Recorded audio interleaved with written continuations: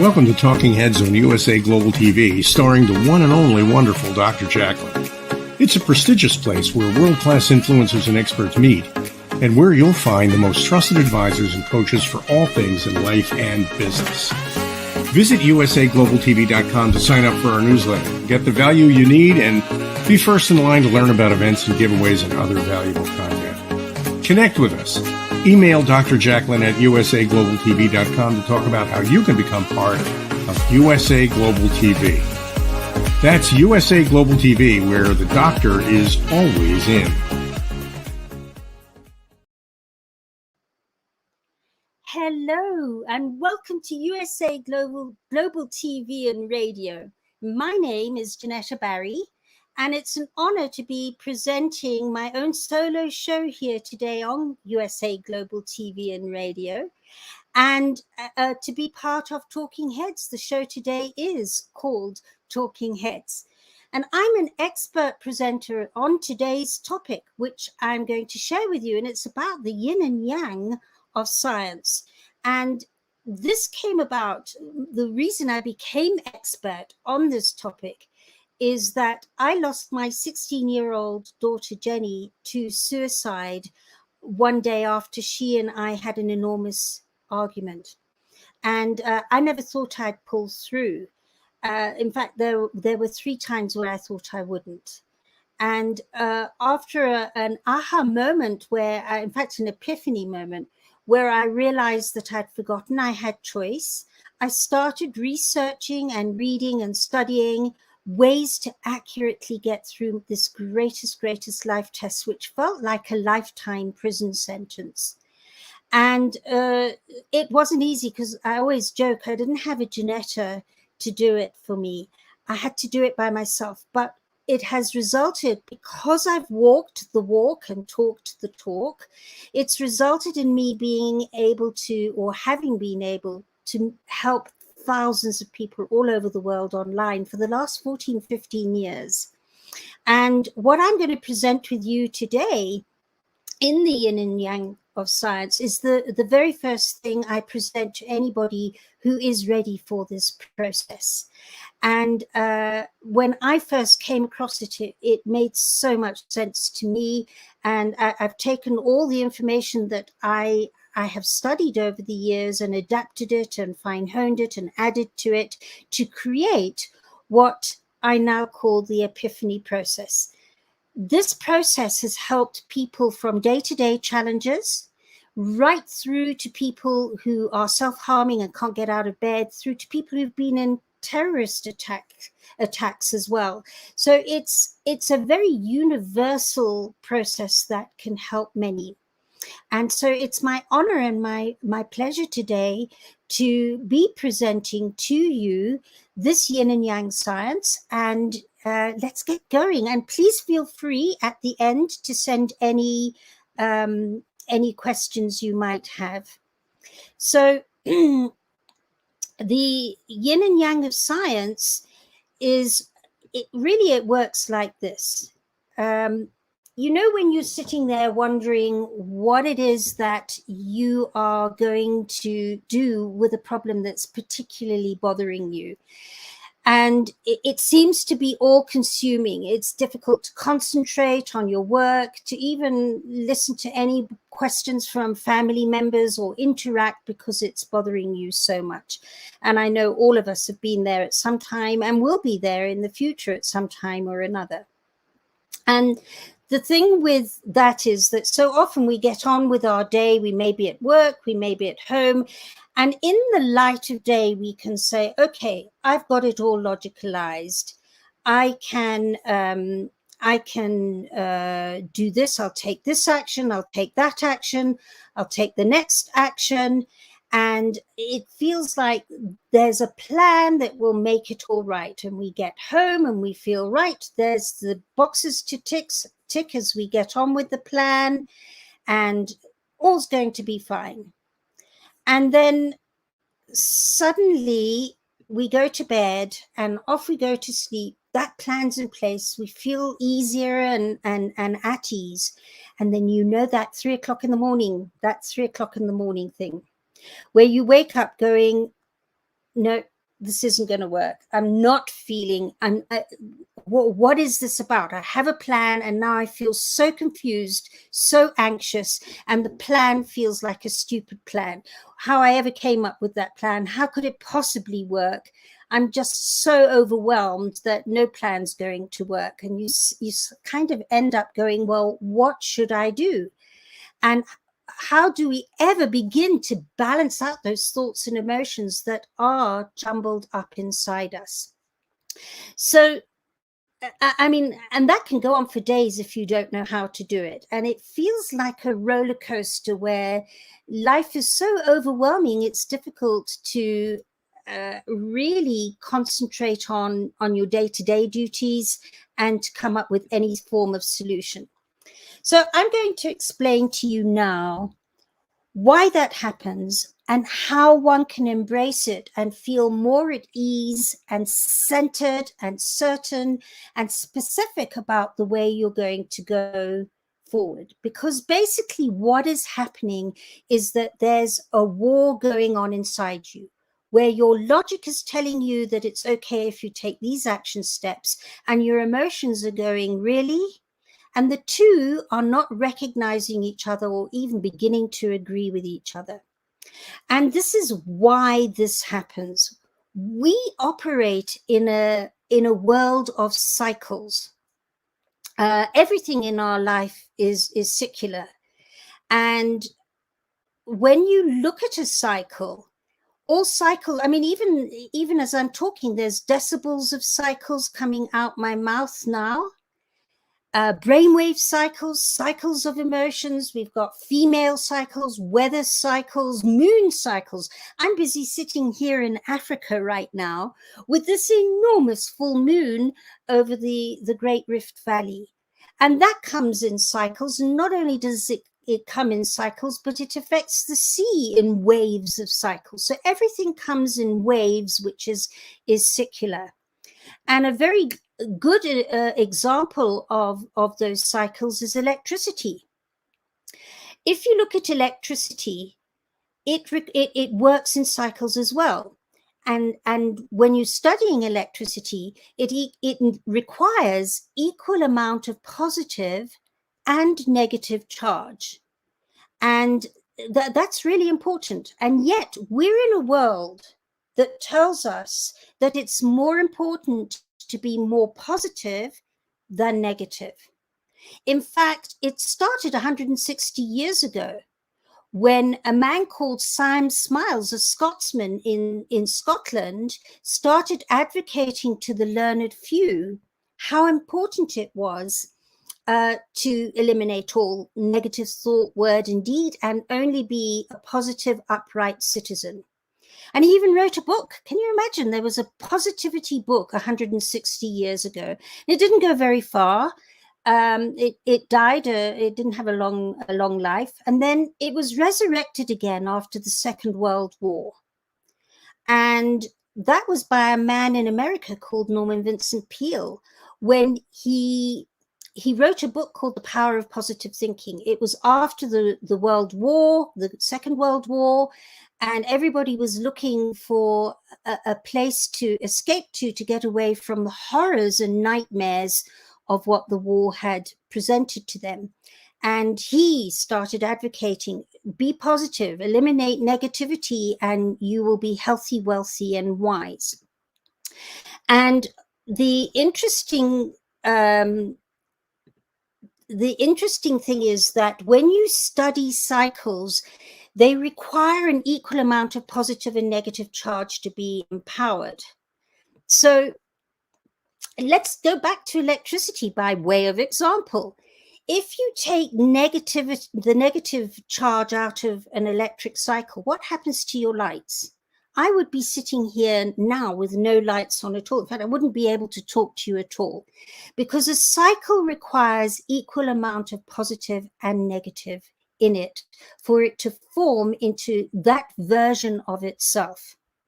And yet we've been told that it's really important that we, in our thoughts and our feelings, that we eliminate the negativity. So can you see that everything else we're told, has this law that says a positive and negative creates a cycle, but our thoughts and emotions aren't part of that law. And you can imagine that makes people feel really, really strange and funny, because that's when you go, there's a dichotomy in life, there's a contradiction. How can I only be positive? There feels like something is missing.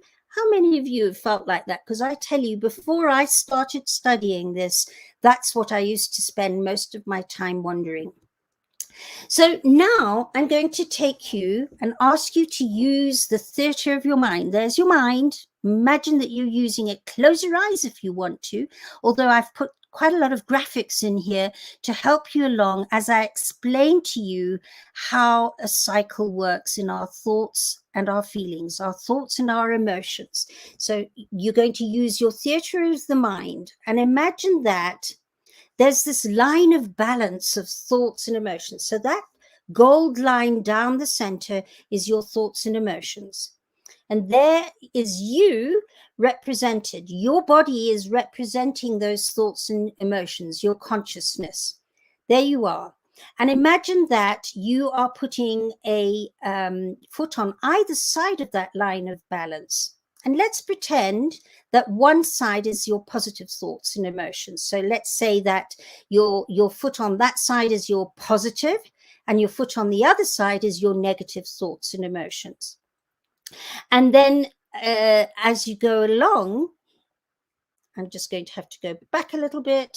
Let's just go back. My mouse was a little bit too eager there. So as you go along, you're oscillating on either side of that line of balance, going positive, negative, moving your foot from side to side like a finely tuned engine. But there are nearly 5,000 human qualities listed in the dictionary. That's a lot of human qualities. I wonder how many of us really realize how many human traits there are. In fact, it's just over 4,700. And of course, approximately half are positive and half are negative. And just to say, they are all of them human, all of them. So when you try and believe that they're not, it's really tricky. When you're going, half of them are not human, only the other half, the positive half, are human. But here they are. Now, here we go. You've got all these thoughts, the human qualities all around you on the both positive and the negative side of your life. And let's say you take on this ethos that you have to always be positive. That's being kind and gentle and thoughtful and peaceful and giving and generous and selfless and so on. And there you are trying, and you find yourself starting to lean towards that right side. And let's say for each trait that you start portraying and really concentrating on, you take a hop to the right. Here we go, and we go on, and we go on, and we go on. And whether you do 10 qualities or 100 qualities or 1,000 qualities or 2,500 qualities, they're all positive. And can you see now how you've gone so far away from that line of balance in trying to be only positive? And we call that going into a place of fantasy. And it's also where you pride yourself that you're finally getting it right as model citizen number one. But the problem is that when you do that, your unconscious consciousness knows that you're out of balance. You're far away from the line of balance. So it catapults you or roller coasters you into the equal and opposite direction of nightmare on the journey of helping you to understand the value of both negative and positive. So what happens is when you get too attached to being either overly positive or overly negative, because a lot of people get very, very stuck in negativity or very, very stuck in positivity, you start polarizing. And and then your line of balance, you start pulling away. It's like two magnets pulling away. The positive pulls away more from the line of balance, and then negative pulls away more from the line of balance. And you find yourself getting more and more polarized. And that is why a lot of people suffer from bipolar. And in fact, by the way, we're all bipolar. Even when we're oscillating like a finely tuned engine on either side of that line of balance by going positive, negative, we've got all our positive and negative thoughts in a place of manageability, that's bipolar. But it's bipolar in its extreme is where we find we are out of control. And it feels like all those extremes are controlling us. And in a sense, they are. So the next step that this process enables you to do is to start reversing the polarities. Now you go, how on earth would you do that? Well, it's a set of very different questions that I start asking, or any of my consultants start asking, that starts reaching on a conscious and an unconscious level. And they're questions that often my clients say to me, I have never, ever been asked a question like that. I don't even know how to answer it. And it's really interesting to watch as I coach them through to answer that question. And the more they start answering it, the more it starts reversing the polarities. So it's like those two magnets that are pulling away. When you reverse those magnets so that they face each other face to face, and they start pulling away and pulling together at the same time in short, sharp bursts, instead of long pulling away, completely opposed to each other. When that happens, two half-wave cycles, when you reverse the polarities of your extreme thoughts and your extreme emotions, and you bring them into manageability, back into that line of balance, it creates two half-wave cycles that look like a figure S. And when you get to the top of that figure S, you create what we call a photon. It's the most amazing thing. I hear my clients going, and on a cellular level, they lighten up. And in fact, photon is a Greek word. Phos in Greek means light. So it's at this stage that I start sounding like like I'm a Buddhist and I'm talking from the Tao. But really, that is what starts happening. There's this instant conscious and unconscious lightening up, and it's the most amazing thing to watch a person have an epiphany breakthrough. I just sit there, and by the time we come to the end of that call, the person who's been through some really difficult times suddenly feels so much lighter. And there they are. I've given a look of them looking lighter and enlightened. They become enlightened about that particular thing that they were so charged up about. And the most amazing thing is that you literally, when you lighten up about that which you were charged about, it then allows you to start taking what you think, and what you feel, and bring them together and start new conversations about that thing you were charged up about. Because what happens is the distraction of being either over analytical or over emotional. When you're either over analyzing or you're over emotionalizing, it distracts you from where your inner truth, your innate wisdom is. And when that distraction peels away with these questions, suddenly you find yourself really being able to be very clear, certain, and specific. I have my clients saying, I speak more to the point with my friends and family and my colleagues at work or whoever I meet with. I'm very, very clear, certain and specific, and that makes me more authentic. I'm not beating around the bush. I'm not treading on eggshells. I'm not trying to say the right thing. I'm, in actual fact, when you are in that place of enlightenment, when you have an epiphany moment, your heart opens. It's a heart-opening experience, and you start feeling a sense of acceptance on that which you previously judged. Also, a feeling of grace and thankfulness. And it's the most wonderful feeling when you have an epiphany moment. And the interesting thing is that that whole scientific diagram I've shown you now is topped by the infinity sign, because bringing yourself into open-hearted understanding and appreciation is a never-ending story.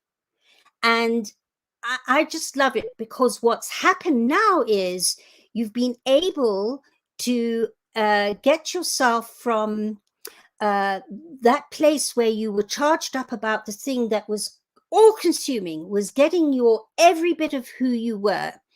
And and now, because that's been lightened up and is no longer an issue, it allows the next thing that you are most upset about to rise to the surface, from your unconscious consciousness to your conscious consciousness.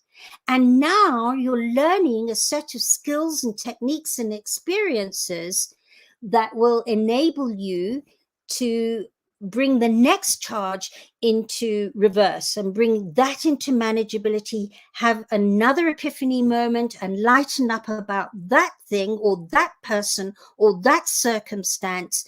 And then that feels lighter, and you find you're not so fearful and you're not so judgmental about it. And that again frees up the next thing you're most concerned about to safely come from your unconscious consciousness to your consciousness again, to be able to use these sets of questions again and again and again. And it's the most liberating thing when I'm challenged to know that I can go off and do something with it. If something or someone has challenged me, because don't get me wrong, just because one has this process, that doesn't mean all your challenges from circumstances or people become minor.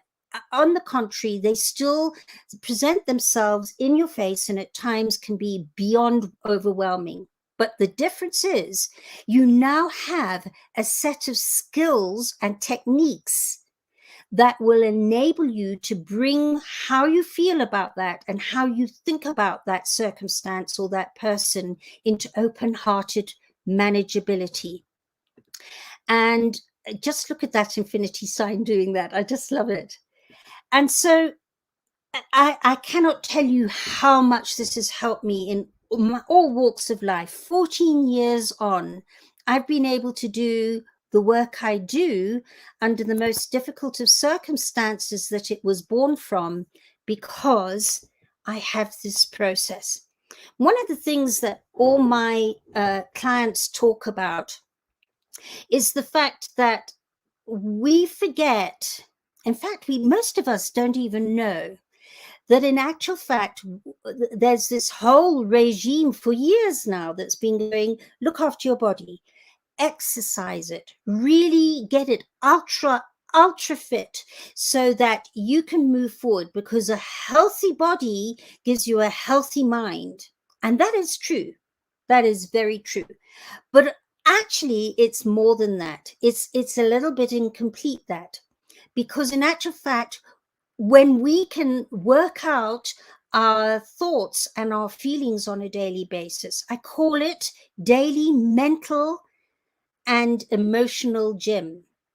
And when you can work out your thoughts and your feelings on a daily basis so that they get fit and in that place of balance, they're balanced out and you're in this place of focus, then you can actually, it has an effect. You can actually feel the effect that has on your body. And I call it the trilogy. there's an incomplete in just exercising and just being positive.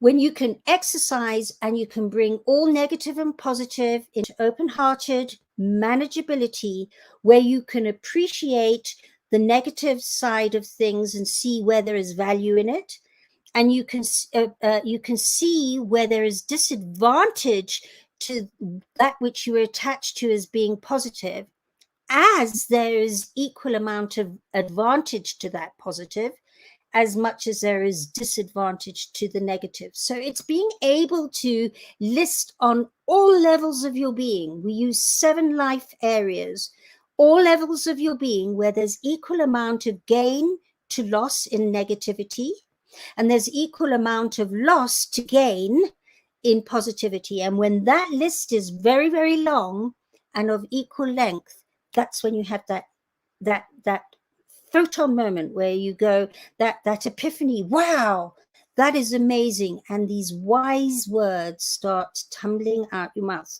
You also find that when you're presented with a challenge, unless it's a really big hidden challenge from something that happened when you were a child, your response to things, by way of example, I'm in a different part of the world at the moment, and here I thought I had another hour before presenting, but because of this process, I was able to go, oh, I'm on in 5 minutes, get myself centered, focused and present, and be where I am today, and presenting to you with a certain amount of certainty. So that's it in a nutshell. Please do feel free to ask any questions, drop me a line. We've got down there and at the bottom are all my contact details. I want to thank you for your attention and interest. I'd love any questions you have. Please feel free to talk to me. And I want to say, this is one amazing channel. The USA Global TV and Radio channel is growing by the day, and it is so informative, so heart-opening, and for me it's an honor to be a part of it. So I'm going to ask you, please do subscribe to our YouTube channel, which is USA Global TV, and you can find all of our Talking Heads episodes under the playlist titled Talking Heads 2022. And please do reach out to me if I may be of service, and you can contact me from the banner below. And thank you so much. I think, Dr. Jacqueline, we've got another 2 minutes. I don't know if you just want to say hello, or I'll leave off here. So yeah, I think we'll leave off here. Thank you so much, everybody. Love and light to you all. See you this time next week. Bye.